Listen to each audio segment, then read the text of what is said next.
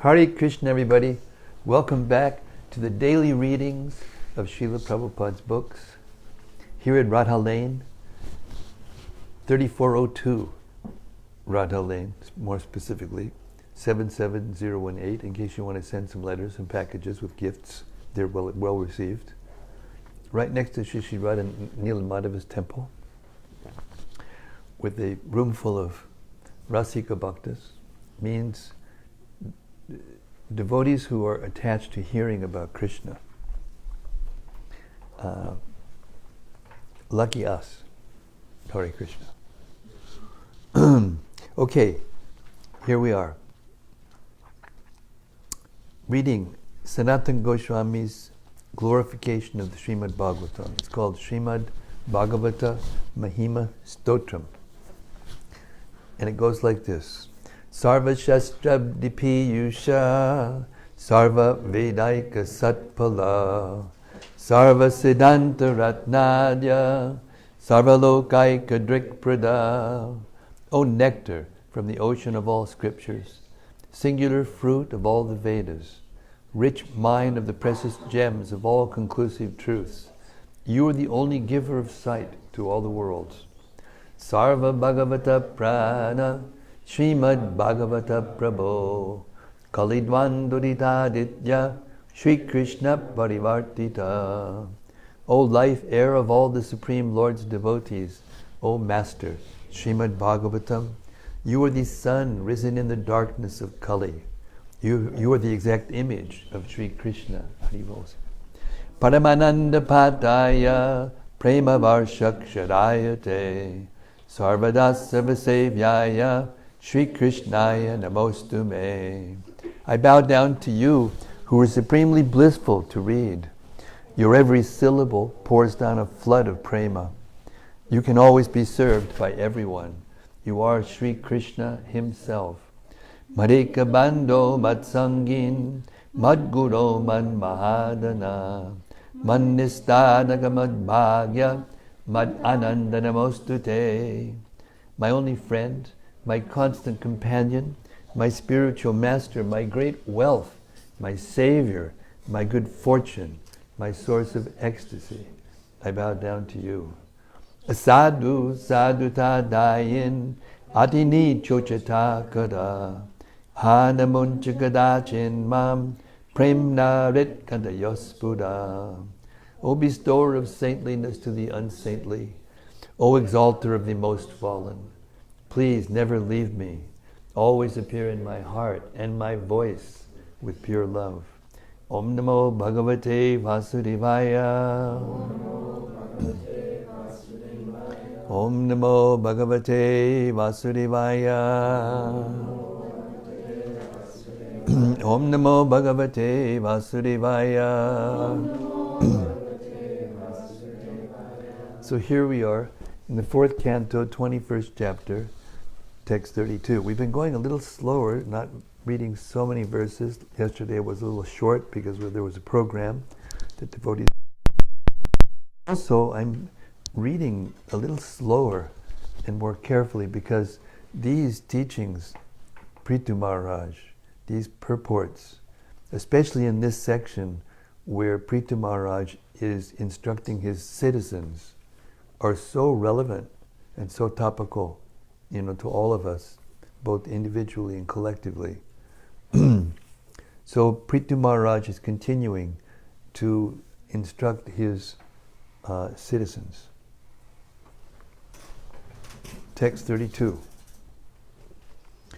When a devotee takes shelter at the lotus feet of the Supreme Personality of Godhead, he is completely cleansed of all misunderstanding or mental speculation, and he manifests renunciation. This is possible only when one is strengthened by practicing bhakti yoga.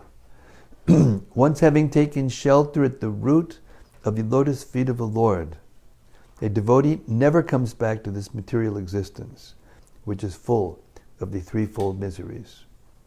Purport. As stated by Lord Chaitanya Mahaprabhu in his Shikshastaka instructions, by the chanting of the holy name of the Lord, Hare Krishna, Krishna Krishna, Hare Hare, Hare Rama, Rama Rama, Hare Hare. Or by the process of hearing and chanting of the glories of the Lord, one's mind is gradually cleansed of all dirt. Due to our material association, since time immemorial, we have accumulated heaps of dirty things in our minds. The total effect of this takes place when a living entity identifies himself with his body and is thus entrapped by the stringent laws of material nature and put into the cycle of repeated birth and death under the false impression of bodily identification. When one is strengthened by practicing bhakti yoga, his mind is cleansed of this misunderstanding, and he is no longer interested in material existence or in sense gratification. Bhakti, or devotional service, is characterized by vairagya and jnana. Jnana refers to understanding that one is not his body, and vairagya means disinterest in sense gratification. These two primary principles of separation from material bondage can be realized on the strength of bhakti yoga. Thus, from material bondage, when a devotee is fixed. Did I read that last sentence? Everybody came in and they swept me away with their devotion. Hare Krishna. These two primary principles of separation from material bondage can be realized on the strength of bhakti yoga. Thus, when a devotee is fixed in the loving service of the lotus feet of the Lord, he will never come back to this material existence after quitting his body, as confirmed in Bhagavad Gita by the Lord, Tyaktva deham punarjanma naitimam iti sorjana. In this verse, the word vijnana is specifically important. Jnana, the knowledge of spiritual identity that one attains when he does not consider himself to be the body, is explained in Bhagavad Gita as Brahma Bhuta. The revival of spiritual realization. In the conditioned state of material existence, one cannot be spiritually realized because he identifies himself materially. The understanding of the distinction between material existence and spiritual existence is called jnana. I'll read that again. The understanding of the distinction between material existence and spiritual existence is called jnana. After coming to the platform of jnana, or the Brahmabhuta state, one ultimately comes to devotional service, in which he completely understands his own position and the position of the Supreme Personality of Godhead. This understanding is explained here as vijnana vishesha. The Lord says, therefore, that knowledge of Him is vijnana, science. In other words, when one is strengthened by scientific knowledge of the Supreme Personality of Godhead, his position of liberation is guaranteed.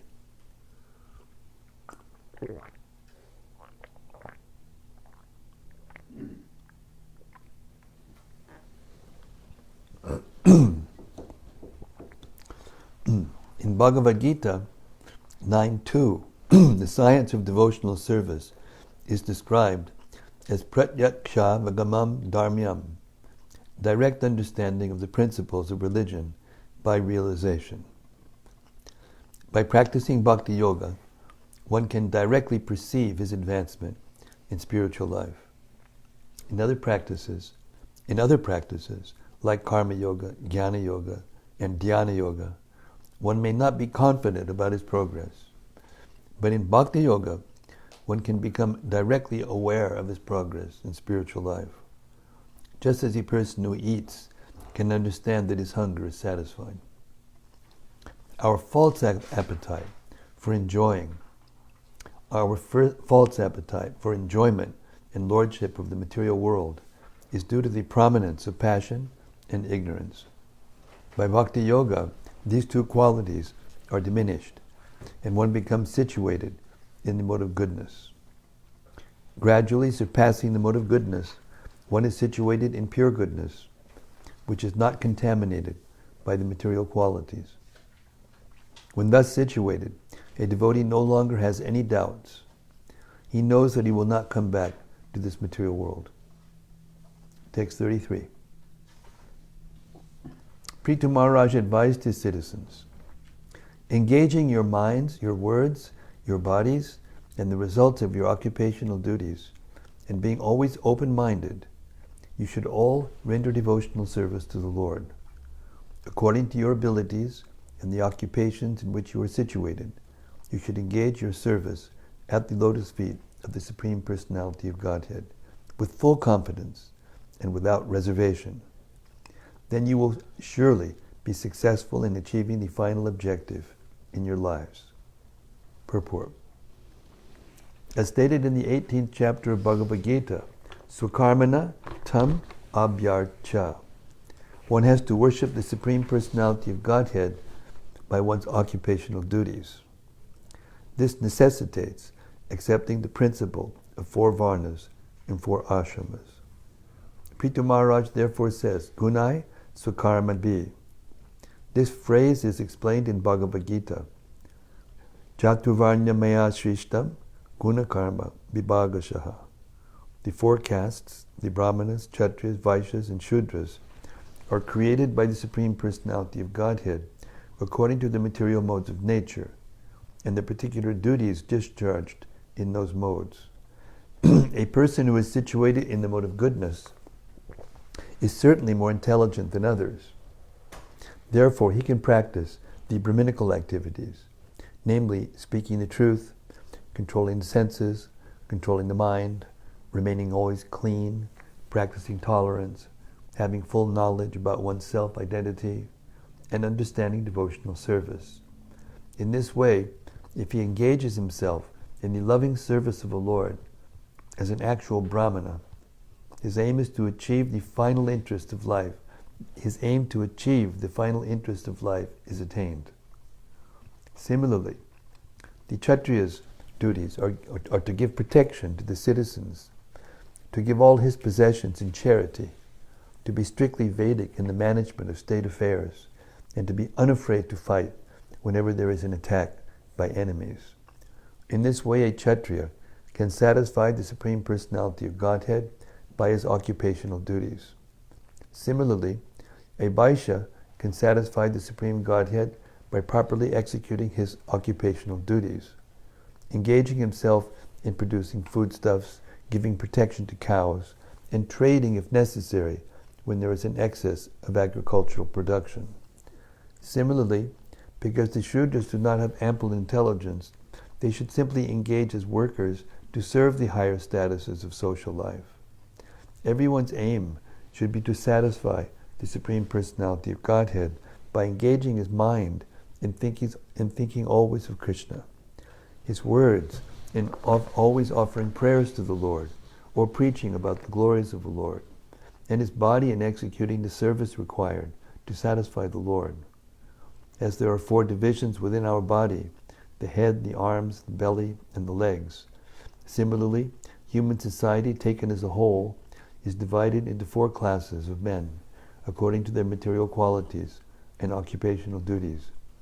Thus, the Brahminical or intelligent men have to execute the duty of the head, the Kshatriyas must fulfill the duty of the arms, the Vaishya class must fulfill the duty of the belly, and the Shudras must fulfill the duty of the legs.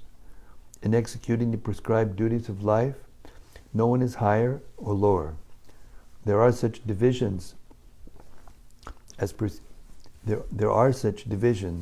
higher and lower, but since there is actually a common interest to satisfy the Supreme Personality of Godhead, there are no distinctions between them. The question may be raised that since the Lord is supposed to be worshipped by great demigods like Lord Brahma, Lord Shiva, and others, how can an ordinary human being on this planet serve him? This is clearly explained by Prthu Maharaj by the use of the word yatadhikara, according to one's ability. If one sincerely executes his occupational duty, that will be sufficient. One does not need to become like Lord Brahma, Lord Shiva, Indra, Lord Chaitanya, or Ramanujacharya, whose capabilities are certainly far above ours. Even a Shudra, who is in the lowest stage of life according to the material qualities, can achieve the same success. Anyone can become successful in devotional service, provided he displays no duplicity. It is explained here that one must be very frank and open-minded, tamayana. To be situated in a lower status of life is not a disqualification for success in devotional service. The only qualification is that whether one is a Brahmana, Kshatriya, Vaishya, or Shudra, he must be open, frank, and free from reservations. Then, by performing his particular occupational duty under the guidance of a proper spiritual master, he can achieve the highest success in life. As confirmed by the Lord himself, Striyo Vaishyas tata Shudras tipiyanti param gatim.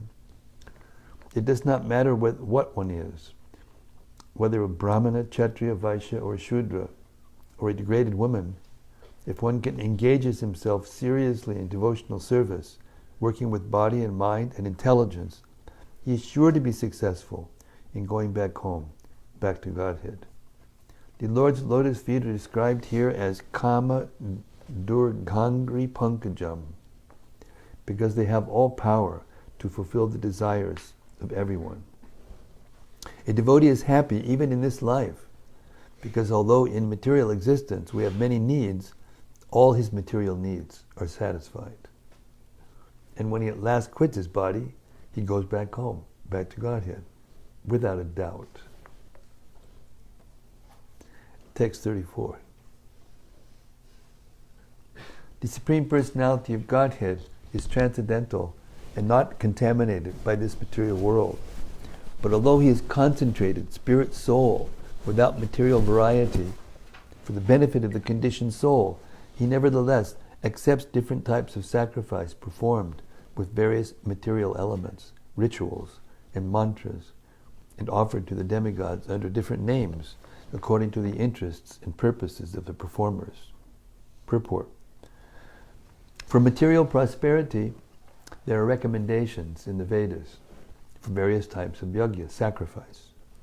In Bhagavad Gita 3.10, it is confirmed that Lord Brahma created all living entities, including human beings and demigods, and advised them to perform yajna according to their material desires. Sahad yajna praja shristva.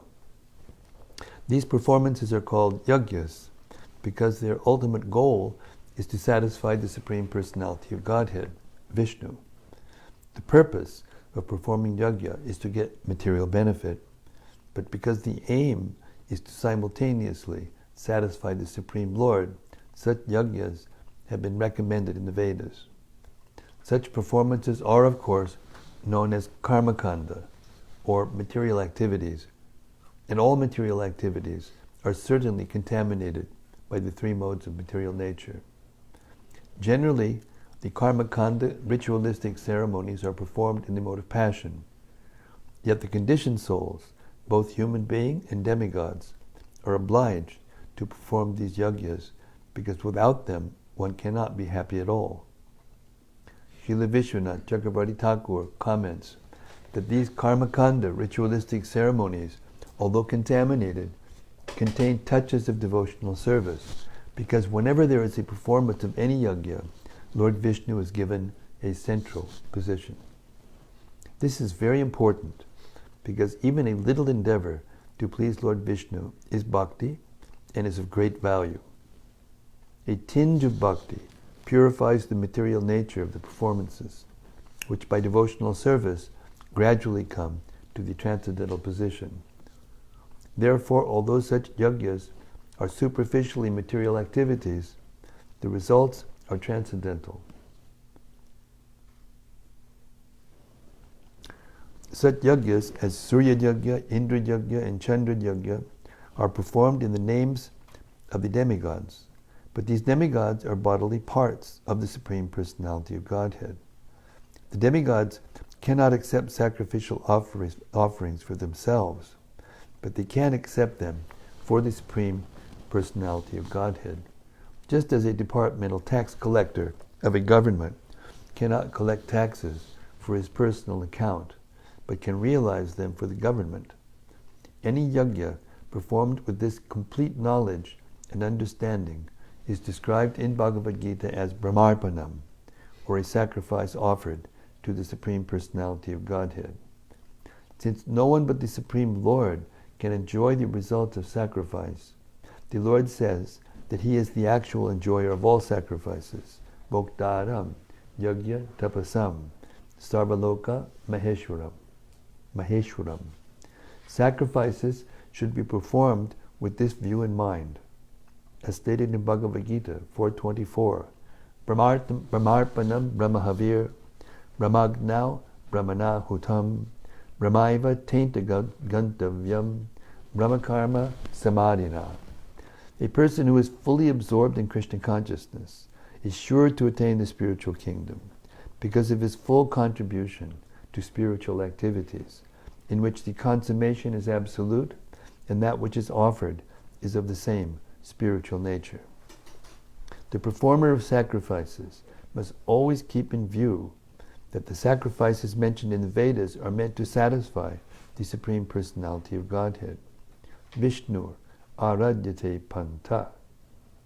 Anything, material or spiritual, done for the satisfaction of the Supreme Lord is understood to be an actual yajna. And by performing such yajnas, one gets liberation from material bondage. The direct method of getting liberation from material bondage is devotional service, comprising the 9 following methods: Shravanam, Kirtanam, Vishnu Smaranam, Padasevanam, Archanam, Vandanam, Dasyam, Sakyam, Atmanivedanam. This 9-fold process is described in this verse as Vishuddha Vijnana Gana, or satisfying the Supreme Personality of Godhead directly by transcendental knowledge concentrated on the form of the Supreme Lord, Vishnu. This is the best method for satisfying the Supreme Lord.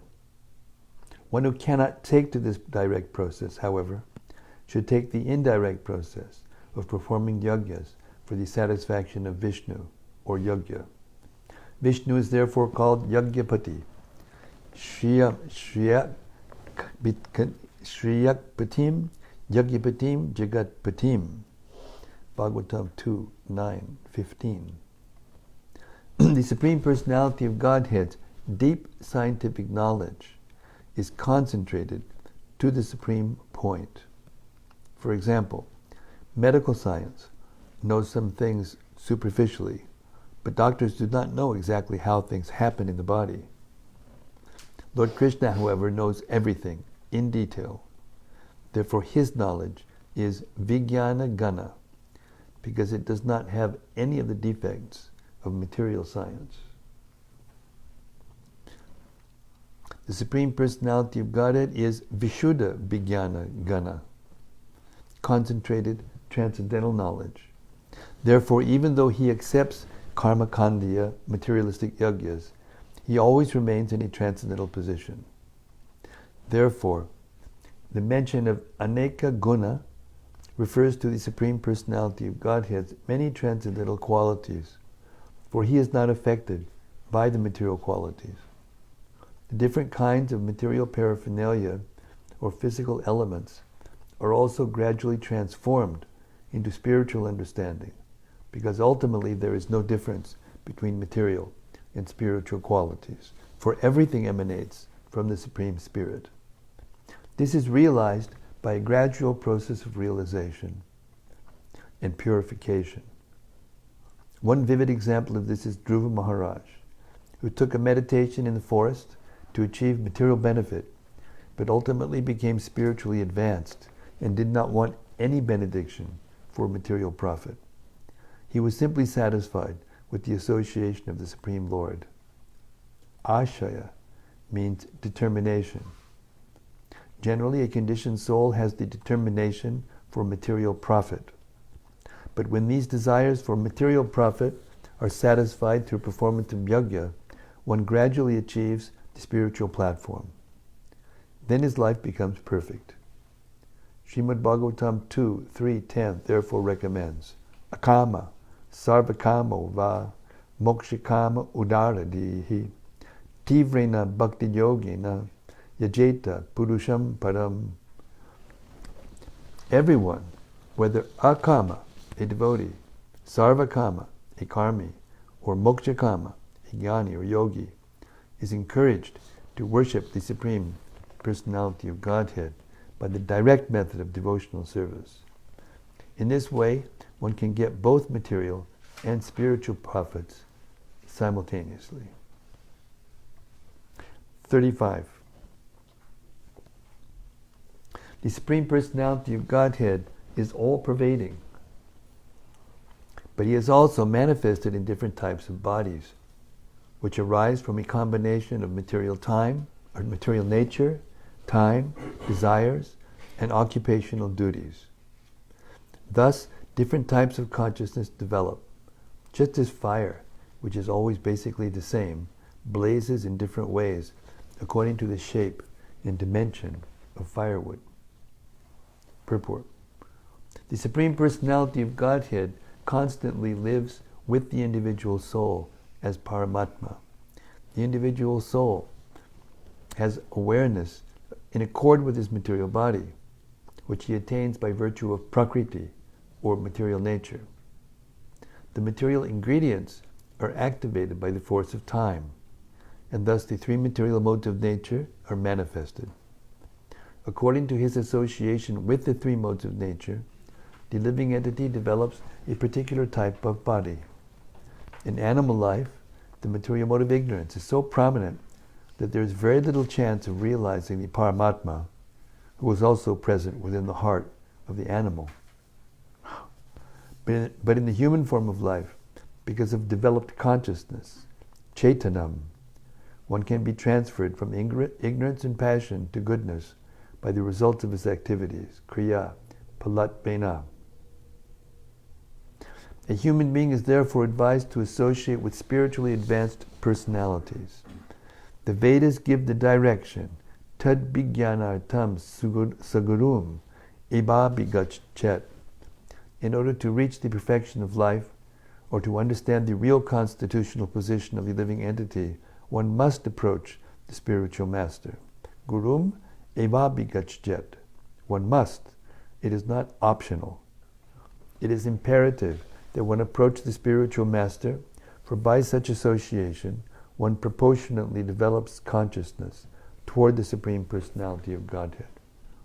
The highest perfection of such consciousness is called Krishna consciousness. According to the body given by Prakriti or nature, one's consciousness is present. According to the development of consciousness, one's activities are performed.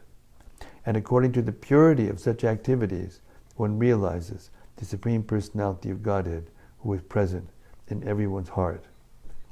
The example given herein is very appropriate. Fire is always the same, but according to the size of the fuel or burning wood, the fire appears to be straight, curved, small, big, etc. According to the development of consciousness, God realization is present. In the human form of life, it is recommended, therefore, that one undergo the different types of penances and austerities described in Bhagavad Gita, Karma Yoga, Jnana Yoga, Dhyana Yoga, and Bhakti Yoga. Like a staircase, yoga has different steps for reaching the topmost floor, and according to one's position upon the staircase, he is understood to be situated in Karma Yoga, Jnana Yoga, Dhyana Yoga, or Bhakti Yoga. Of course, Bhakti Yoga is the topmost step on the staircase of realization of the Supreme Personality of Godhead. In other words, according to one's development in consciousness, one realizes his spiritual identity. And thus, when one's existential position is purified fully, he becomes situated in Brahmananda, which is ultimately unlimited. Therefore, the Sankirtan movement, contributed by the Supreme Personality of Godhead as Lord Chaitanya, is the direct and easiest process for coming to the purest form of direct and of consciousness. I'll read that again. Therefore, the Sankirtan movement, contributed by the Supreme Personality of Godhead as Lord Chaitanya, is the direct and easiest process for coming to the purest form of consciousness, Krishna consciousness, the platform on which the Supreme Personality is fully realized. Directions for performing different types of yajnas are specifically arranged for the highest realization of the Supreme Lord, as confirmed in Bhagavad Gita by the Lord Himself. Yayatam mam prapadyante tangs tataiva bhajamyaham. 4:11. The Supreme Personality of Godhead is realized according to the proportion of one's surrender. Full surrender, however, occurs when a man is perfectly in knowledge. Bahunam janmanam ante jnanamam mam prapadyate. Text 36. The Supreme Personality of Godhead is the master and enjoyer of the results of all sacrifices. And He is the Supreme Spiritual Master as well. All you citizens on the surface of the globe who have a relationship with me and are worshipping Him by dint of your occupational duties are bestowing your mercy upon me. Therefore, O my citizens, I thank you. Hare Krishna. Purport. Maharaj Prithu's advice to his citizens to take to devotional service is now concluded in two ways. He has repeatedly advised persons who are neophytes to engage themselves in devotional service according to the capacities of the different orders of social and spiritual life. But here he specifically thanks those already engaged in such devotional service to the Supreme Personality of Godhead, who is actually the enjoyer of all sacrificial ceremonies and who is also the Supreme Teacher as Antaryami or Paramatma. There is specific mention of the word Guru, which indicates the Supreme Personality as Chaitya Guru. The Supreme Godhead in His Paramatma feature is present in everyone's heart, and He is always trying to induce the individual soul to surrender unto Him and to engage in devotional service. Therefore, He is the original spiritual master. He manifests Himself as spiritual master both internally and externally to help the conditioned soul both ways. Therefore, He has been mentioned herein as Guru. It appears, however, that in the time of Maharaj Prthu, all the people on the surface of the globe were His subjects. Most of them, in fact almost all of them, were engaged in devotional service. Therefore He thanked them in a humble way for engaging in devotional service and thus bestowing their mercy upon Him. In other words, in a state where the citizens and the head of the state are engaged in devotional service, under the Supreme Personality of Godhead, they help one another and are mutually benefited. Text 37. The Brahmanas and Vaishnavas are personally glorified by their characteristic powers of tolerance, penance, knowledge, and education. By dint of these spiritual assets, Vaishnavas are more powerful than royalty. It is therefore advised that the princely order not exhibit its material prowess before these two communities and should avoid offending them. Purport. Prthu Maharaj has explained in the previous verse the importance of devotional service for both the rulers and the citizens of the state. Now he explains how one can be steadily fixed in devotional service. Sri Chaitanya Mahaprabhu, while instructing Srila Rupa Goswami, has compared the devotional service of the Lord with a creeper. A creeper has a feeble stem and requires the support of another tree to grow. And while growing, it requires sufficient protection so that it may not be lost.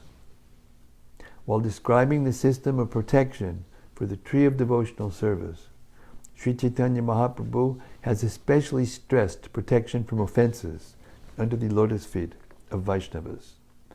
Such offenses are called Vaishnava Aparad. Called what? Vaishnava Aparad. Just checking to make sure you are still here. We get a little into trance there for a while. Aparad means offense. Aparad means what? Offense. If one commits Vaishnava Aparads, all his progress in devotional service will be checked. Even though one is very much advanced in devotional service, if he commits offenses at the feet of a Vaishnava, his advancement is all spoiled.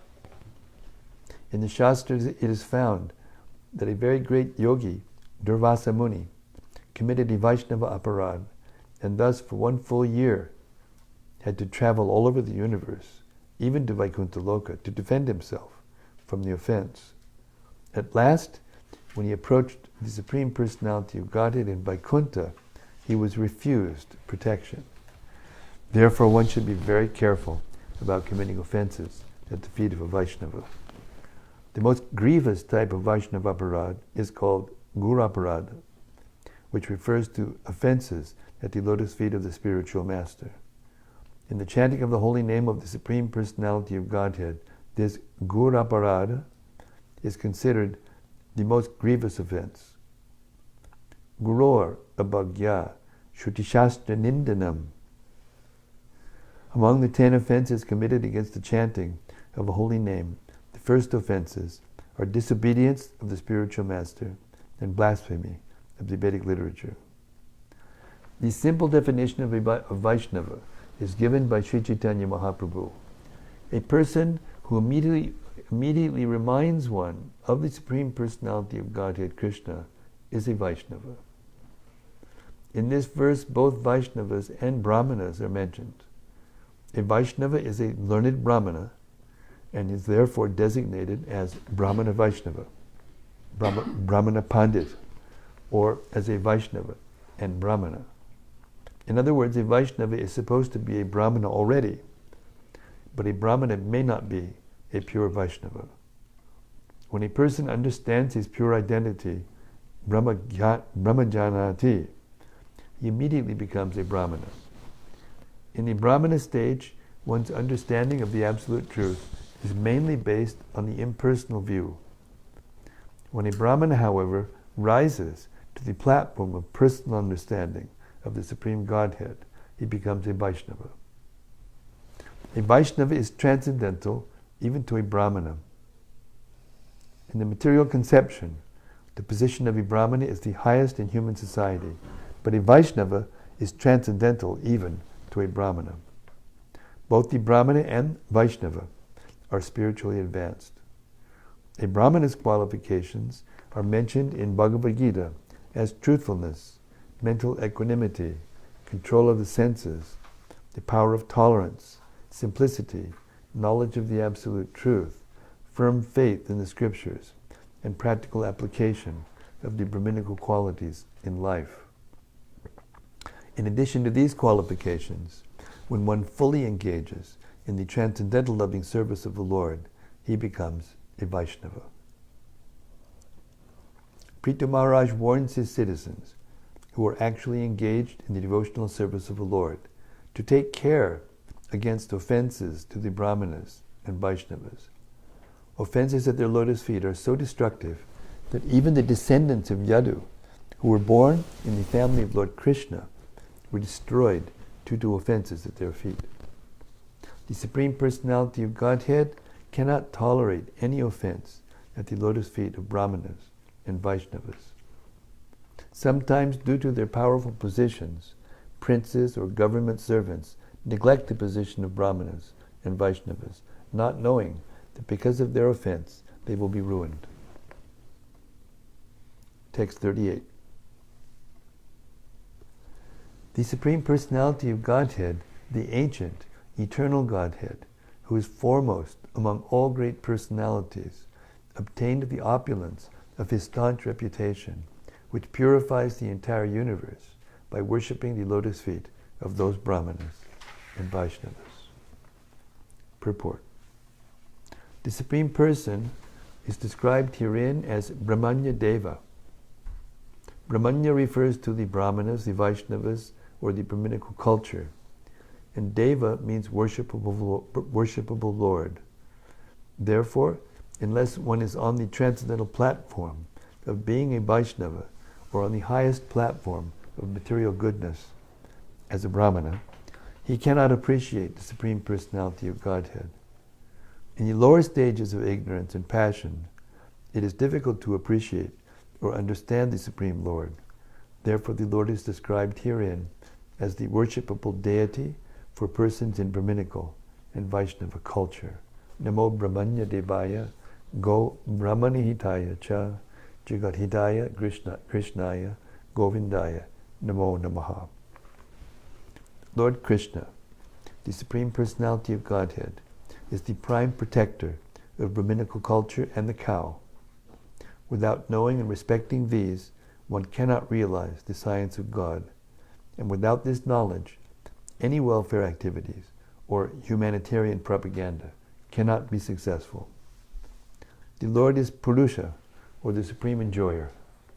Not only is he the enjoyer when he appears as a manifested incarnation, but he is the enjoyer since time immemorial, from the very beginning, Puratana, and eternally, Nityam, Yach Charana Bibanat Nanat. Yach Charana Bibandanat.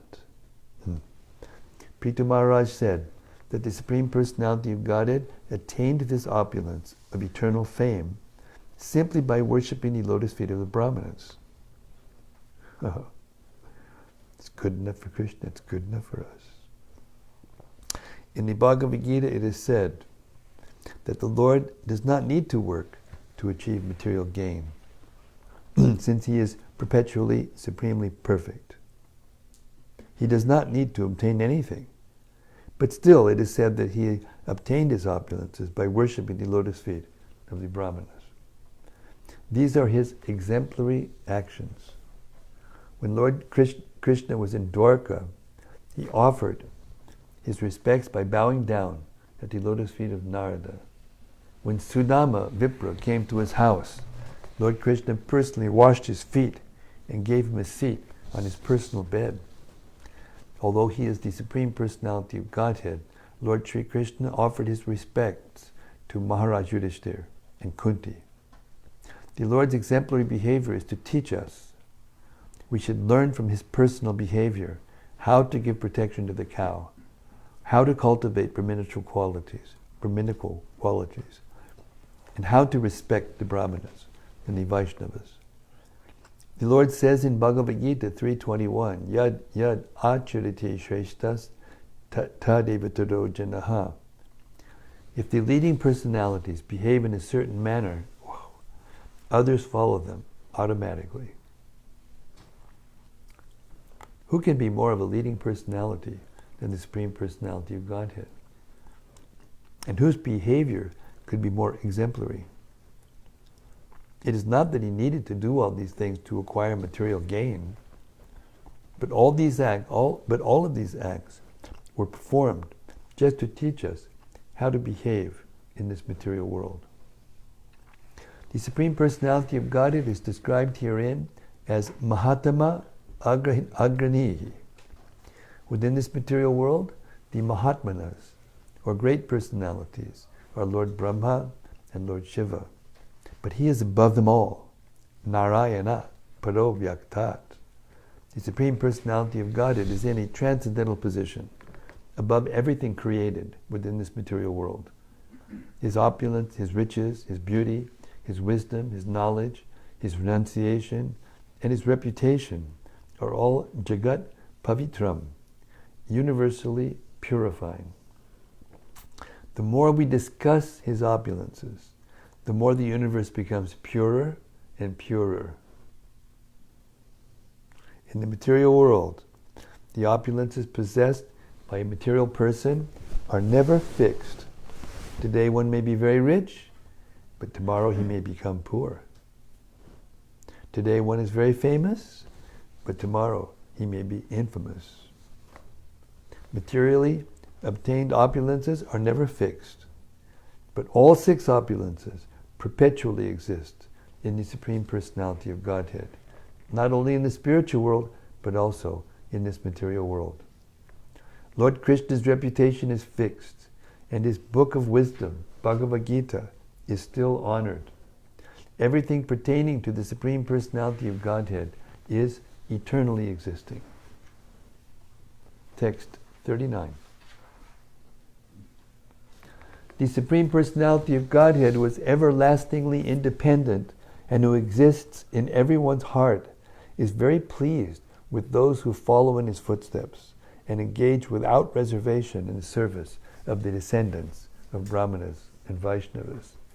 For he is always dear to Brahmanas and Vaishnavas, and they are always dear to him.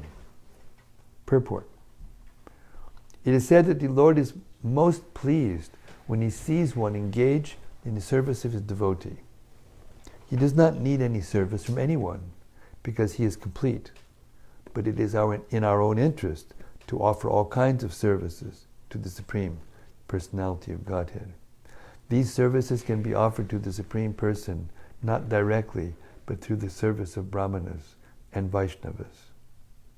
Srila Narottam Das Thakur sings, Chadiya Vaishnava Seva Nishtara Paye Chekeba, which means that unless one serves the Vaishnavas and Brahmanas, one cannot get liberation from the material clutches. Srila Vishwanath Chakravarti Thakur also prays or says, Yasya Prasadad Bhagavat Prasada. By satisfying the senses of the spiritual master, one can satisfy the senses of the Supreme Personality of Godhead. Thus, this behavior is not only mentioned in scriptures, but also followed by acharyas. Prthu Maharaja advised his citizens to follow the exemplary behavior of the Lord himself, and thus engage in the service of Brahmanas and Vaishnavas. Srila Prabhupada ki jai. Text 40. By regular service to the Brahmanas and Vaishnavas, one can clear the dirt from his heart and thus enjoy supreme peace and liberation from material attachment and be satisfied. In this world, there is no fruitive activity superior to serving the Brahmana class, for this can bring pleasure to the demigods, for whom the many sacrifices are recommended. Purport. In Bhagavad Gita 265 it is said, Prasade sarva dukhanam hanir asyo pajayate. Unless one is fully satisfied, he cannot be free from the miserable conditions of material existence. Therefore it is essential to render service to the Brahmanas and Vaishnavas to achieve the perfection of self-satisfaction. Srila Narottam Das Thakur therefore says, Tandira Chandana Sevi Bhakti Sanivas Janame Janame Hoy E Abhilas. Birth after birth, I desire to serve the lotus feet of the acharyas and live in a society of devotees. A spiritual atmosphere can be maintained only by living in a society of devotees and by serving the orders of the acharyas. The spiritual master is the best Brahmana. At present, in the age of Kali, it is very difficult to render service to the Brahmana Kula, or the Brahmana class. The difficulty, according to the Varaha Purana, is that demons, taking advantage of Kali Yuga, have taken birth in Brahmana families. Rakshasa Kalim Ashritya Jayante Brahmayonishu. In other words, in this age, there are many so-called caste Brahmanas and caste Goswamis who, taking advantage of the Shastra and of the innocence of people in general, claim to be Brahmanas and Vaishnavas by hereditary right. One will not derive any benefit by rendering service to such false Brahmana kulas. One must therefore take shelter of a bona fide spiritual master and his associates, and should also render service to them, for such activity will greatly help the neophyte in attaining full satisfaction.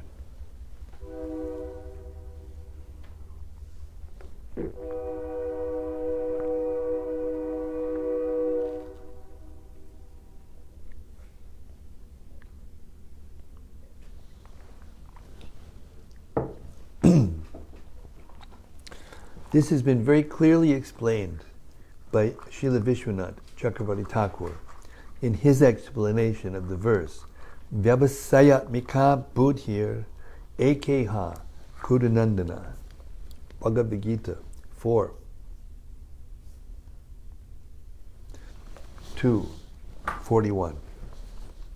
By actually following the regulative principles of Bhakti Yoga, as recommended by Srila Narottam Das Thakur, one can very quickly come to the transcendental platform of liberation, as explained in this verse, Atyanta Shamam. The particular use of the word anativelam, without delay, is very significant, because simply by serving Brahmanas and Vaishnavas, one can get liberation. There is no need to undergo severe penances and austerities. The vivid example of this is Narada Muni himself. In his previous birth, he was simply a maidservant's son, but he got the opportunity to serve exalted Brahmanas and Vaishnavas, and thus in his next life, he not only became liberated, but he became famous as the supreme spiritual master of the entire Vaishnava disciplic succession. According to the Vedic system, therefore, it is customarily recommended that after performing a ritualistic ceremony, one should feed the Brahmanas. Hare Krishna. Prthu Maharaj ki jai. Srila Prabhupada ki jai. Vaishnava Sampradaya ki jai. Okay, we'll stop here. It's 7:30 exactly, to the minute. And take comments. I can see a face on Uncle John over there, ready to give us some wisdom. Ready to receive wisdom.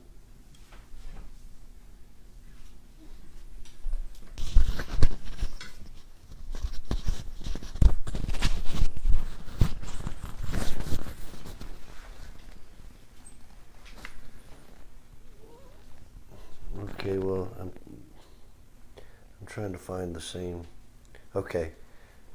This understanding is explained here as Vijnaya Vishesha. The Lord says, therefore, that knowledge of Him is Vijnana science, or Vijnana, science. In other words, when one is strengthened by scientific knowledge of the Supreme Personality of Godhead, his position of liberation is guaranteed. Can you expound on what scientific knowledge of the Supreme Personality of Godhead is?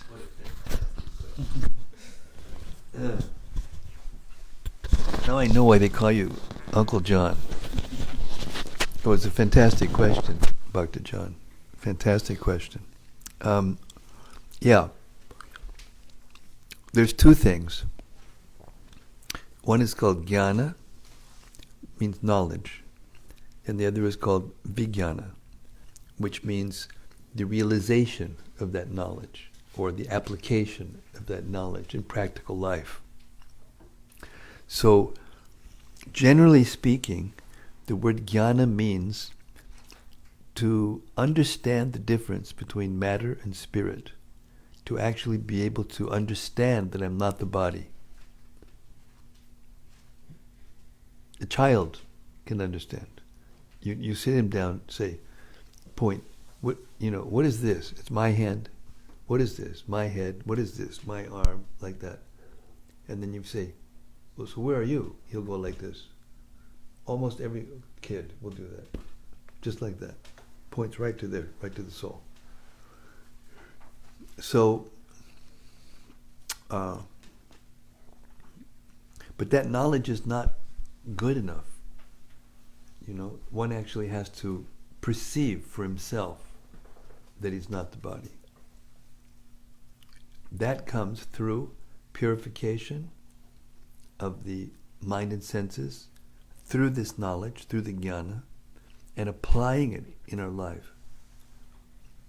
In Bhakti Yoga, it means to practice acting like you're liberated, even if you're not.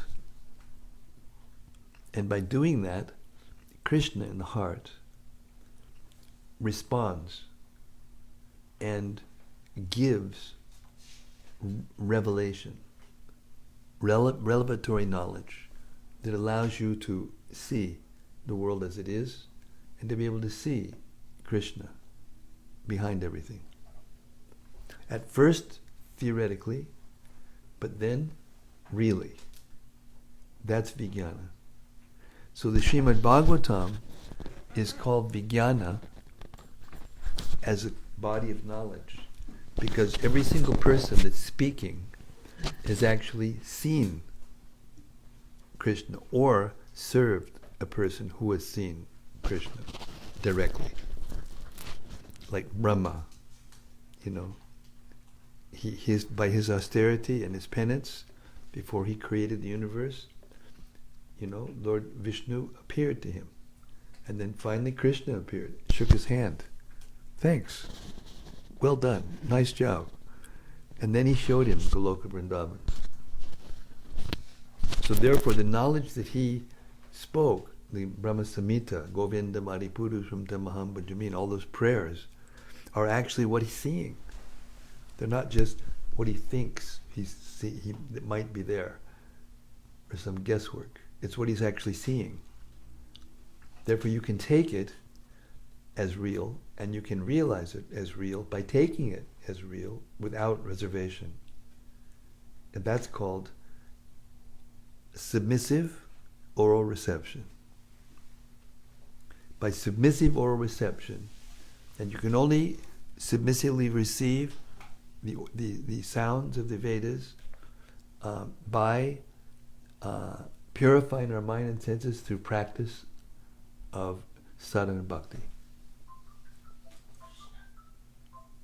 Through that process of sadhana bhakti, when your mind and senses are purified, then you can see yourself and you can see Krishna. When you look at the deity in the temple, you see Krishna. You don't see just a statue that's decorated beautifully, which you may see in the beginning, but then you see how he's directed and you see how he's cared for, and you can feel the atmosphere around him gradually, and then eventually you look and the smile on his face will just melt your heart, and then you'll want to serve him. You want to love him. You will love him. That's self-realization. That's the science of devotional service. Something? No, I'm just saying thank you. Oh, but it's something. It explains something. Oh yeah. And one last point. Krishna in the 7th chapter of the Gita, 2nd chapter, 2nd verse, he says, Jnana Vijnana, Jnanam teham savijnanam. Jnanam teham savijnanam. Idam bhaksham asheshataha. Now I'm going to explain to you, Arjuna, what knowledge and self-realization is. Knowing which you shall have nothing more to know. You'll know everything. But everything is unlimited, so there's always something more to learn, even though you know everything. There's always more to learn. So the more you know, the less you realize you know. Therefore, if you memorize those qualities in the first 3 chapters and first 3 verses of the 16th chapter of the Gita, in which Krishna gives the divine qualities, memorize them, and then practice to act like you have those qualities even when you don't. And by doing that, gradually you will have them. That's in the 16th chapter of the Bible. First three verses. Of the 16th. 16th chapter.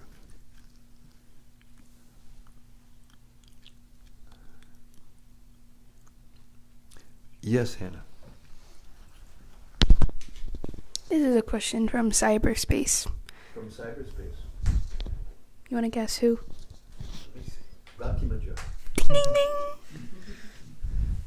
Dear Guru Maharaj, please accept my humble obeisances. Tonight we heard a lot about the importance of performing yajna to satisfy Lord Vishnu. I have a question about this. I have heard this point many times and I accept it and try to live by it. Yet I must admit that sometimes find it to be puzzling too. We hear that Krishna is by nature self-satisfied, Atma Rama. And yet we also hear how important it is to satisfy him by our, it seems to be, punny and insignificant activities. Puny, maybe? Punya. Puny. Oh, puny. Puny. How can we better understand this? Does Krishna only care to receive our offerings because they are for our benefit and they offer an opportunity to revive our loving relationship? Or is there something he needs and actually enjoys to receive the offerings, which consists of his energies? I mean, your questions are like books that if you study your questions, you get all the answers. Hare Krishna. Krishna doesn't need anything. He's self-reliant. But still, there's something he doesn't have.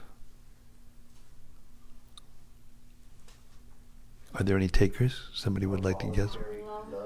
The love of some of us. A very few of us. Compared to the number of souls that are in the material world, the spiritual world is unlimited. So just a few of us have to come here and learn the hard way. So even though he's Atma-Rama and even though he's self-satisfied, in himself he's self-satisfied. But when he sees us trying to enjoy without him and suffering as a result, he feels dissatisfied. But not satisfied in the sense that he's not satisfied, but in this out of the sense of compassion. He feels compassion for us, and therefore he feels a kind of dissatisfaction. It's a spiritual dissatisfaction. It's not material dissatisfaction. And therefore, he comes and allows us, and appears in forms that allows us to be reclaimed or to be attracted again to the spiritual world. So the interesting part about your question, I thought, was you were saying how you understand how everything is meant to be done as sacrifice, but this is confusing because Krishna has everything, so what do we have to give him? Well, we want to give him satisfaction by offering something to him, not that he needs anything, but we need to offer it to him. Because when we offer to him, then we become purified. The thing we offer becomes purified. And we heard about that today or yesterday. Brahmarpanam Brahmahavir, maybe it was yesterday. Brahmarpanam Brahmahavir Brahma Karma Brahma. Anyway, that verse in the 3rd chapter, which describes that everything about offering that is offered to Krishna, the person who's offering, the things that are offered, the act of offering, it all becomes spiritualized and transcendentalized in contact with Krishna. And at the same time, Krishna's there in the heart watching it all. It's inconceivable to us.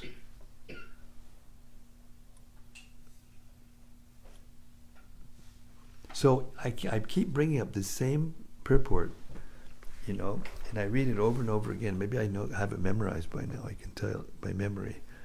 It's in the 18th chapter, 57th verse, in which Krishna asks us always to act under his protection, under all circumstances.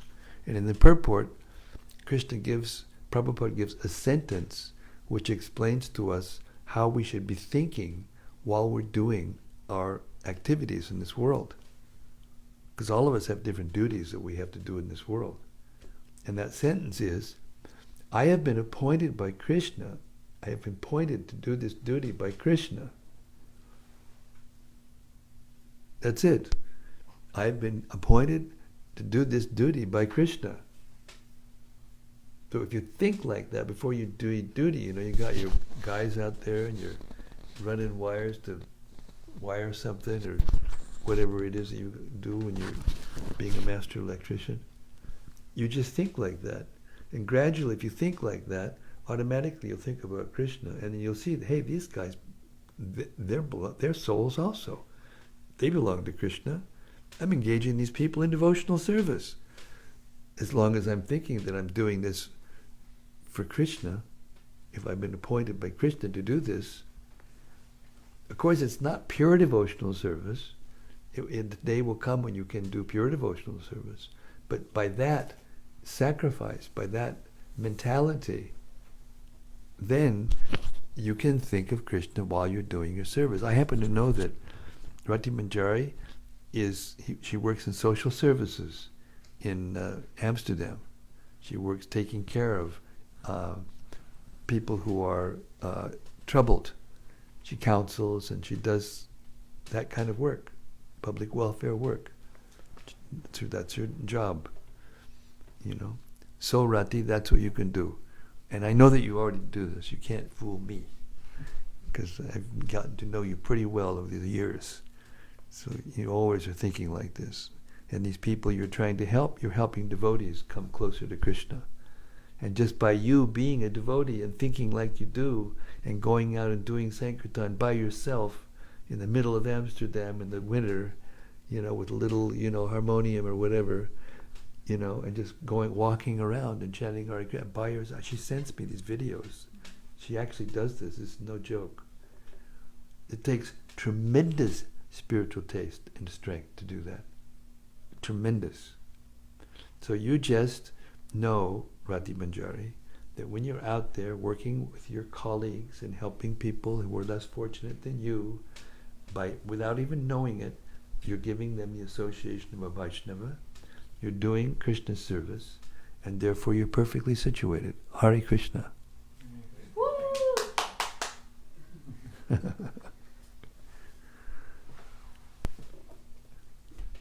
Yeah. Correct. Exactly a quarter to 8. I'm going to take rest. Well, I have a few things to do before I take, but I'm going to get rest early, so I can read the Chaitanya Charitamrita with the perfect voice as possible. Hare Krishna. Prthu Maharaj ki jai. Samapeda Bhaktivinoda ki jai. Srimad-Bhagavatam ki jai. Gaur Premanandi. Hari Hari. Thank you. Same time, same station tomorrow night, right here. Hare Krishna.